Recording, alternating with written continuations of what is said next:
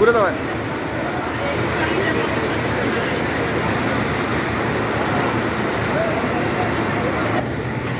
আমার তো পাঁচতলায় যে মাল ছিল, মালামাল ছিল, চামড়া ছিল, কেমিক্যাল ছিল, এগুলো আমরা এখানে জবওয়ার্কে ফিনিশ করাই কোম্পানির কাছে। এখন যে আমাদের টোটাল মাল ছিল 7 গাড়ি, সব ফিনিশ আমরা, যেগুলো দিয়ে জুতা, মানি ব্যাগ, বেল্ট এগুলো হতো। এখন এগুলো কী অবস্থা, উপরে যেহেতু যেতে পারি না, বলতেও পারি না, 4তলা পর্যন্ত আমি উঠছি।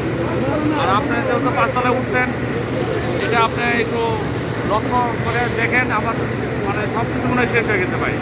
ন্যূনতম আমার 15 লাখ টাকার মাল ছিল, 15 লাখ থেকে 16 লাখ টাকার আমার মাল ছিল।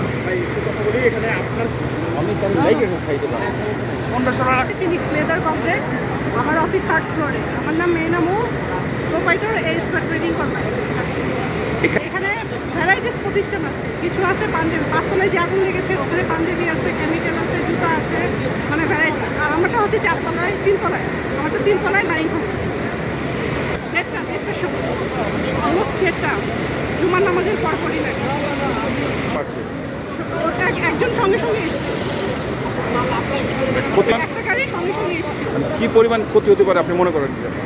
এখন এক একজনের ফ্যাক্টরি তো আলাদা, এদের কেমিক্যাল রাখে, এরা তারপরে কাপড় রাখে, লেদার রাখে। এখন এদের কস্টিংটা এরাই বলতে পারে, কিন্তু প্রচুর ক্ষতি হয়েছে যাদের 5-6 তলা যারাই হয়েছে, প্রচুর এফেক্টেড হয়েছে।